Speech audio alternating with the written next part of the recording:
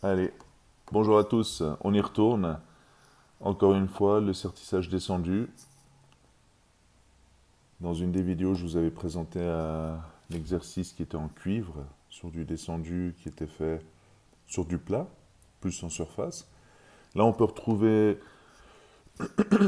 sur des bords plus fins, on va dire plus dans la réalité d'aujourd'hui. Donc le décor qui part en fuite vers le bas.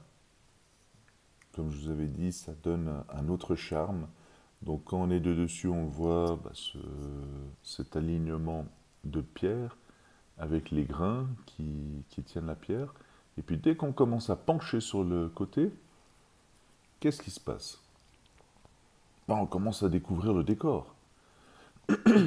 Et ce qui est fabuleux, c'est qu'il n'y a pas de manière précise de procéder au sertissage descendu. Alors là, cette manière-là, donc le but était de faire des grosses flammes et puis faire quelque chose d'assez fin en termes d'arcade. Mais on peut encore plus coucher l'arcade, on peut un peu plus aligner, on peut faire plus compact, on peut faire les grains plus fins. Donc il y a tellement de manières de le faire et c'est chaque fois un sertissage unique. C'est ça qui est magnifique.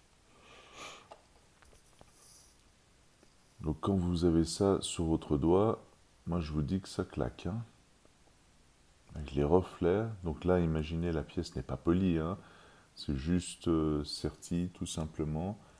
Et puis c'est doux. Ce qui est magnifique, c'est ça. C'est le toucher de ce sertissage est vraiment spécial. Il y a quelque chose d'incroyable. Pour moi, c'est comme de la relaxation. Donc, très plaisant. Voilà. Faites-moi part de vos commentaires. Qu'est-ce que vous trouvez de sympa?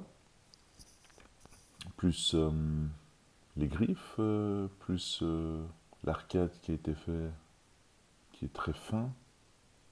Voilà. Ou vous préférez le sertissage à grains simple avec une découpe. Voilà, faites-moi part de vos commentaires. Et puis, à très vite.